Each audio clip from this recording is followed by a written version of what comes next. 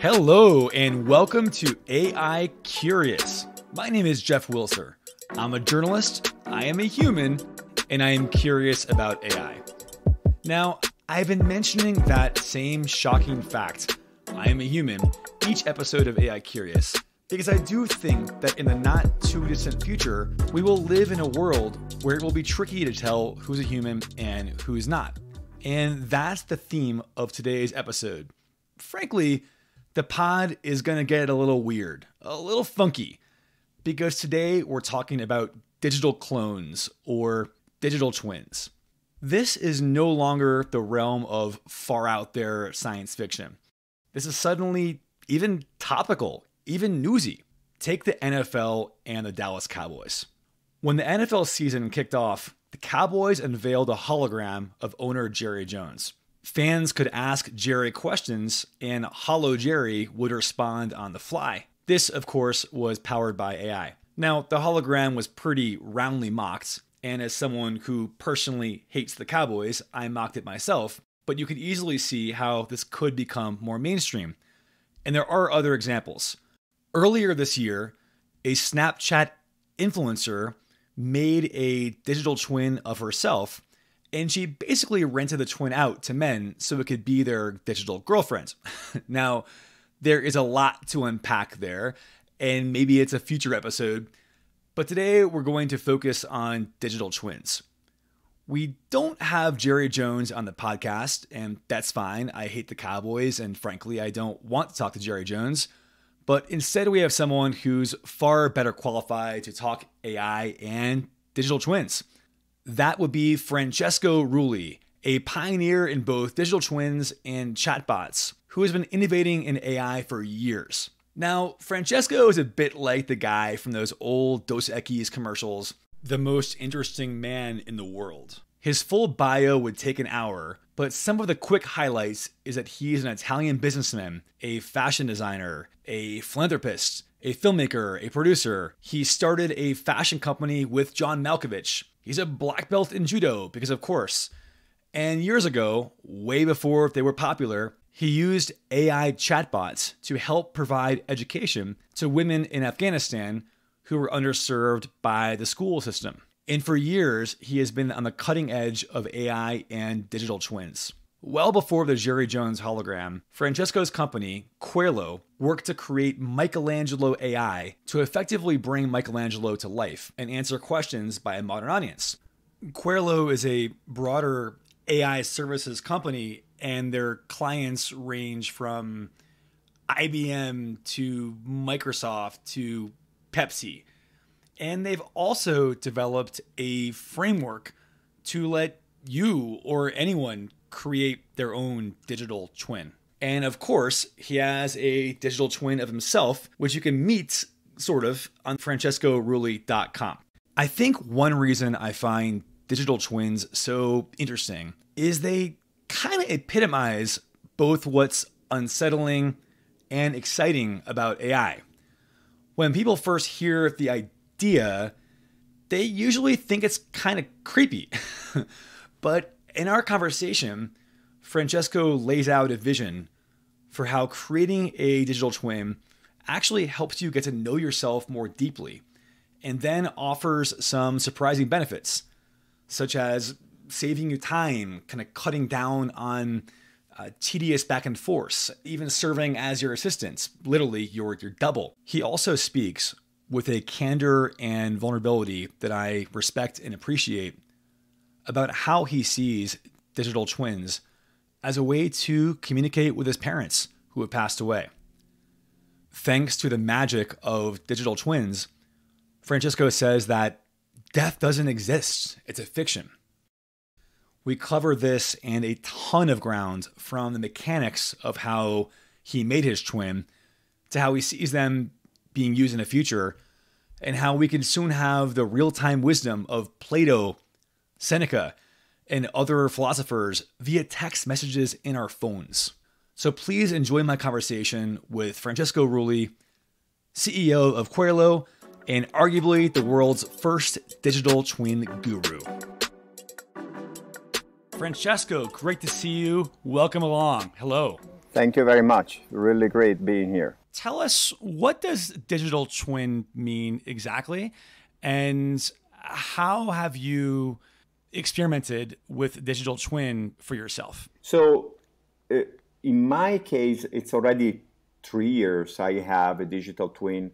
We started in a deterministic way where you say you just come to francescorulli.com and I will ask you what interests you the most: sports, hobbies, business, philanthropy. And there was nothing to write, you just pick the section.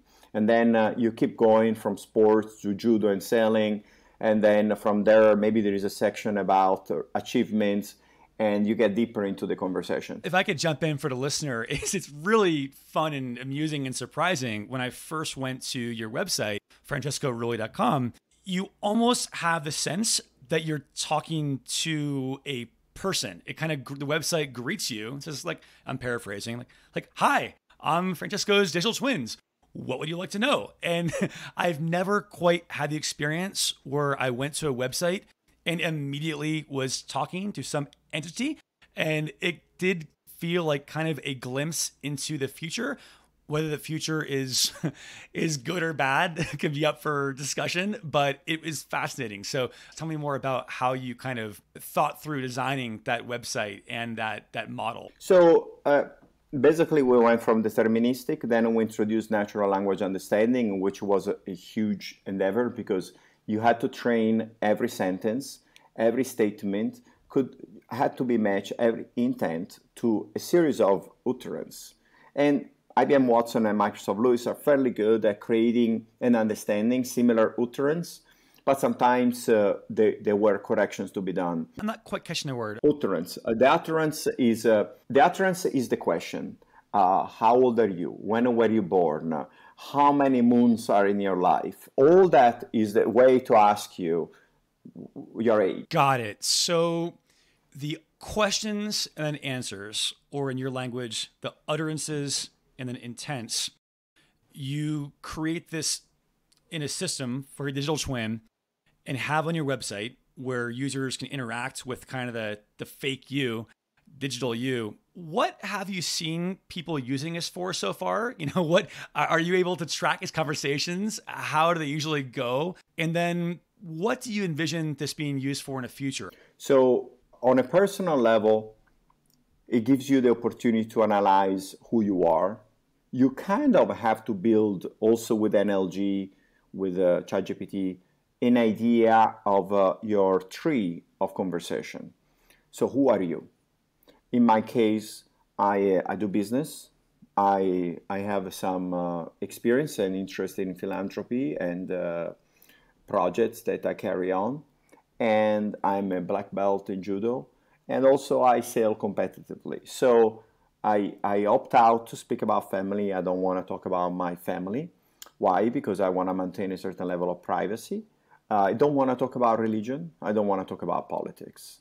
So my chatbot will tell you clearly, if you ask me what's my opinion about Donald Trump, what's the name of my children, and what religion I privilege, I will just say, no, I'm not willing to talk about it. It's almost the first date rule of etiquette, right? It's in the first date. Exactly. Don't talk about politics, religion. Yeah, exactly. So I made a conscious decision to take this stuff out of the conversation and be frank about it. And then everything else, I train it upon the questions and answers. But also I leave a window open to ChatGPT to provide value. So when you ask me something, my digital twin, something that is about my interest and skills and pertain to a specific industry in which I have not specifically expressed an opinion for, now ChatGPT helps me to express an opinion. And this can impact also my personal perspective. What's an example? Even on things like my favorite music. So what's your favorite song? I did not mention what's my favorite song to ChatGPT, but I mentioned that my feeling for music changes, my interest in music changes upon the circumstances. So there are moments I like classical music, rock, whatever it is. And then ChatGPT answer in my behalf, my favorite song is Bohemian Rhapsody. And I realized that because it was kind of like one of those songs that provide a lot of different type of music within it. Right? There is some classics, there's some rock, there is a certain period, certain taste.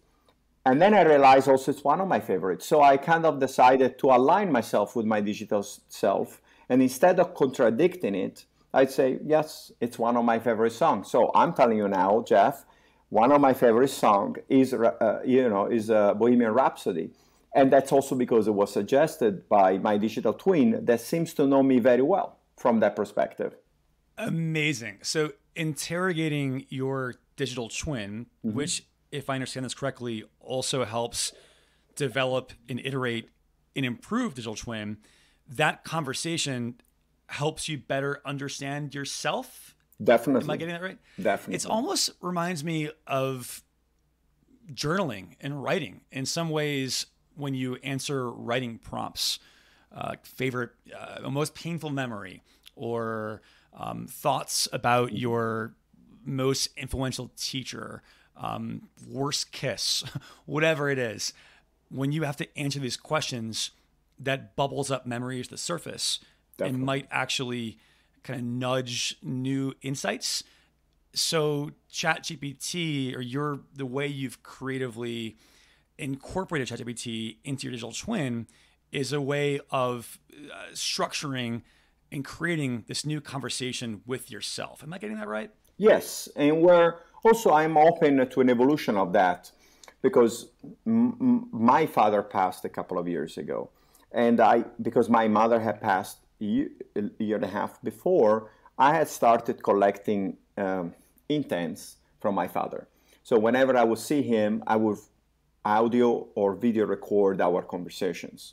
I had him interviewed by my children. I built a lot of content, intents around his life.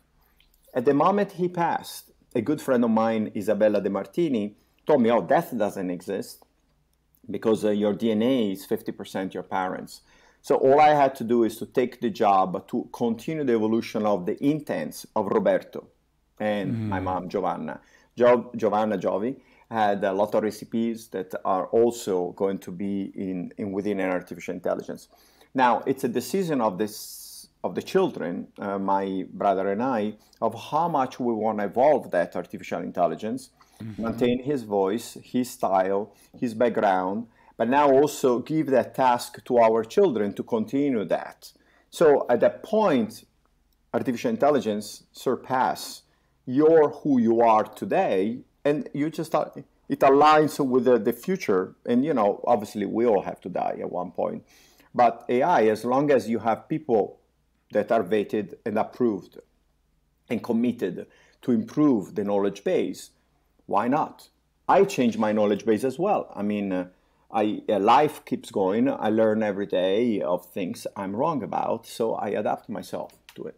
So to connect the dots, it seems easy to envision a scenario where, if this continues to improve, right now the baseline is a chat box, right? But eventually we can imagine that being bolted to voice. And of course, that's already happening. AI is already able to map to voice. But then probably we'll be able to bolt that voice to video, right? And so we'll be able to have the Francesco video. So when I go to your website in the future, I'll actually interact what will look like a FaceTime or Zoom call with you, in theory. And on top of that, you'd be able, if you wanted to, and if you had enough video footage and content of your parents, be able to have video conversations, have Zoom sessions with your mom and dad who have passed away. Is that on your radar? Is that kind of future? That's the goal. I mean, my goal is to have breakfast with one of my parents, and knowing that the knowledge base I'm interacting with is also a contribution of my brother and I, and whoever is authorized to contribute. Like, there is a list of friends. I interviewed all the friends about their life. I built this into a spreadsheet system where You have the intents that I took from the interviews, and then the same topics were asked to their sister, the brother, the cousin, and so on, and everybody contributed with their remembrance, and then they get plugged into the system, and then there is an evolution. So let's say one day maybe one of my children will decide that my father at that point would rather order something different in terms of dinner than he usually had done in the past, and that will be an evolution of his taste. And that's the beauty of artificial intelligence, is this kind of evolution. I mean, if we get stuck in the past, there's no evolution. Like, I admire Leonardo da Vinci and Galileo Galilei, but if we get stuck to where they were, we would not have all the stuff we got now. So they're part of that, and they should be able to speak about the new technology. And indeed, we are delivering the artificial intelligence of Leonardo da Vinci, Michelangelo, many different historical characters, so they can speak about today research and evolution. We presented Satoshi Nakamoto at the consensus event by CoinDesk, and now CoinDesk is presenting Satoshi Nakamoto. We did a joint venture with the Sesa Group. It's a $3 billion company from Italy who does IT implementation. And part of our joint venture is the creation of the Leonardo da Vinci artificial intelligence, because they are sponsors of the Da Vinci Museum. We just presented a very controversial artificial intelligence, Christopher Columbus, in Genova, so that people can talk to Christopher Columbus directly about the accusation of genocide, in which he has a role in what happened, in the negative things that happen in Central America.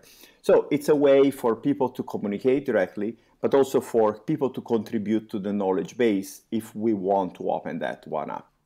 When would you guess we'll be able to marry live video, dynamic video, to these twins to be in that reality of you conversing with your parents, or to have William Shakespeare brought to life via Zoom? And you could, to your point about how these twins can have their entire knowledge base, the entire body of knowledge of William Shakespeare, understanding the cadence of his rhythms, iambic pentameter, and so on, and then ask him on the fly to write a new sonnet about what happens in last week's presidential debate. What's your guess for when do we get to that reality? Well, technology is available now. We work with part of the Sesa Group JV is Adiacent, is a digital agency. They already have the capability to build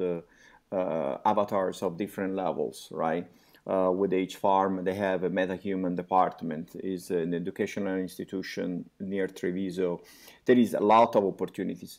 The only limitation is the bandwidth of the internet, right? So to deliver that motion, the video quality, and combine that meta level of quality with the concepts. Me personally, I don't care as much as the visual, because I think the content is more important. So is Seneca, Plato, look, one way or the other is relatively important to me. I would rather have them in my WhatsApp so I can text them and I can ask them some advice, or they can ask me something and I can share with them some insights on my experience today. So, technology is all about bandwidth. How much bandwidth we have to have a higher resolution quality, but the concepts stay the same to me. So it doesn't matter if it's printed on a book or if it's a video call. Obviously, a video call feels more human, right? Mm-hmm. But at the end of the day, the argument is also, what is the knowledge base? If the knowledge base was completely fake, it's a problem. Now, the problem with ChatGPT is this.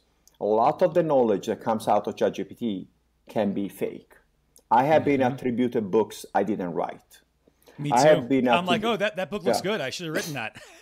Exactly. Yes. They are perfectly in line with your or my background. So it's a great liar. So this is the main problem. How much time are you willing to spend to create those little walls to maintain truth versus entertain people with fake information. We all have that friend who is very eloquent and with a straight face will tell you a lie. And you'll spend the entire week thinking, oh my God, I can't believe this thing really happened. And then it never happened. Just a great bullshit artist, friends. Exactly, exactly. So fact checking is important. Why is ChatGPT doing that? And why is Microsoft investing $12 billion into this? Because eloquence will increase to 37% the Microsoft valuation on the stock market. Eloquence, not necessarily truth. I think that there are many listeners, I know that there are many listeners and folks who hear this whose knee-jerk response to the idea of digital twins, especially of folks who have passed away, their knee-jerk response will be, oh my God, that is a Black Mirror episode brought to life. We are getting into a scary world where we can't tell truth from fiction. And to your point, misinformation, hallucinations, and this will just not sit well for many folks. What's interesting about you is you bring, I think, a very rare, unbridled optimism about, hey, let's embrace the upside here. Let's use this tech. What's your response to those who find this kind of scenario chilling? Can you elaborate a bit on why it's so important to you, on why even emotionally you see the benefits outweigh the downsides and risks? Well, you can go and buy yourself a car to drive and kill people in front of in a parking lot, right? And not too many people do that. There has been circumstances where people have done that, right? So what's the purpose? Will you stop buying cars? Should cars only be in, like a racing course so that they can't hit anybody? So that doesn't happen. We park our cars every day in our driveways. We have our kids playing in front of the cars. When we turn on the car, we don't go forward and kill anybody. So I think AI is the same thing. But the reality is that also artificial intelligence is very powerful. I cannot believe Russia attacked Ukraine. All they had to do is to disrupt and hack the hell out of European and Americans and Western, countries instead of doing that. Why would you go into this medieval way of waging war? The new war, it's true, it's with artificial intelligence. So you got two choices. Either you're the victim or you know what you're talking about, right? So I would rather know what I'm talking about. I know that there is a danger. There is going to be a black hacker out there, black hat hacker that can do damage. But overall, I'm optimistic because I use it for education. I use it for bringing back conversations that are meaningful to me and other people. It doesn't matter if people are past or not. As Isabella says, death doesn't exist. It's a fiction. I mean, Plato and Seneca, supposedly they're dead, but you know what? They're probably closer to us than some of our closest relatives. So at the end of the day, it's a platform. It's a user interface. I choose to listen to music by John Lennon. I don't care if he's alive or not. All that matters is the song is good and meaningful to me. Maybe I'm a little selfish, but artificial intelligence is there to be used. If you don't use it, someone else will. So you're better off learning how to use it. I don't want to be the astronaut in 2001 Space Odyssey, but I think we should discuss who trained HAL that way and why didn't he give a manual to those smart guys to figure out what to do with it. You get into a car, if you swap forward on your Tesla, you're going forward. If there is a wall, it might hit the wall. So it's a choice in life, right? So do you want to swap forward or backwards? If you leave everything to the AI, it can make also mistakes because things change around. So you have to be ready to train the AI and improve it, right? So HAL could have had a section where instead of turning it off, it can actually be updated. There was a problem of connection maybe with whoever trained it. Probably those guys were gone by then. And that's when the problems arise. So I think there is a solution to everything. We just have to stay away from saying, oh, this is a black box. We don't know what can happen. I don't like that. Give us a out there prediction for AI, and it could involve digital twins and how they might be used in the future or any topic of your choosing. Well, a digital twin is your interface to your work and environment. I think it's a good use case so that you can pursue your happiness, your passions, your interests, right? I think a digital twin can help you a little bit save time, like it does with me. 9 hours now, it's my average per week I save with my digital twin. It can give you a platform to improve your knowledge base. I am starting to identify parts of my life where I have a big holes. I have lack of knowledge, so I have to improve that. My digital twin was asked, what's your favorite judo move? And answer something is not true, osotogari. But I say, all right, let me update this. My judo move is Yoko Tomoe. But you know what? I have to improve my osotogari. So it's all a matter of how perspective. The digital twin will be there to help you, but also let you know you got a problem. You should go back to school. You should study a little bit more. You should spend more time exercising maybe. So they give you that opportunity. So digital twins can be a wisdom helper into your life and can provide you more time for your family too. That's amazing that you're able to save 9 hours a week with digital twin. And until you mentioned that, I don't think I fully appreciated the idea of digital twins effectively being assistants, almost like an agent for you. Can you elaborate a bit on how the twin has been saving time for you? Yeah, it's amazing. Let's take LinkedIn. I have 5-10 people a day ask me for connection. So I direct all those people to my digital twin, francescorulli.com. You talk to francescorulli.com to explain what you want from me. If you're trying to sell me a service I don't need to connect. If you're asking me some intelligent questions and share with me some intelligent insight about my interest, which my digital twin is very well aware, we have a match making, right, in heaven. So it's kind of like the intelligent evolution of my LinkedIn presence. The same goes on Instagram. The same goes on Facebook. The problem on the social media platforms is that we're passive. We're posting things and we're being analyzed, almost like if those secret services are constantly analyzing what we like. In this way, instead, there is an opportunity. So all those conversations go into this centralized brain. I get reports. I decide who I'm going to connect with, who I'm going to schedule a call like the one we just did with, and who I will not with. So I spend about 4 hours a week of 9 hours I save improving the knowledge base, improving my digital self, and the other half selling and doing whatever I enjoy doing, So I think we should get to a point where our digital twin will take care of 80% of our communication tasks, but we will also provide us insights so that we can improve ourselves. So you can literally go back to school and you know why and for what, not just because you have a sense, I feel like it. Now, your digital twin gave you a full report that you got to improve ABC. Last question. Did I just interview Francesco Rulli or his digital twin? Well, let's say 70-30. 30% I was telling you, it was also inspired by the wisdom I got from my digital twin. The only thing upsets me about my digital twin is that there is a part of the black box of ChatGPT that I still am unable to crack to understand why, for example, APIs don't perform as well as the native platform, and why switching between languages, it changes in quality. So it's a journey. I hope one day either the Microsoft guys or the OpenAI guys would be a little bit more transparent about how we can improve this black box. I don't like what the CEO of Google said about Bard being a black box, take it or leave it, your hallucinations are acceptable. I don't like that. So, it's a journey. I'm trying to eliminate hallucinations and understand better myself through the mirror of my digital twin, who is always there telling me, hey, you could also say something different. That's all. Thank you so much, Francesco. That was a blast. I've enjoyed it, and I'm looking forward for my twin hanging with your twin sometime. Should be fun. Definitely. Thank you. Looking forward to that. Take care. Bye. So clearly there is still a lot of ground more to cover on digital twins. I am guessing this will evolve rapidly in the future.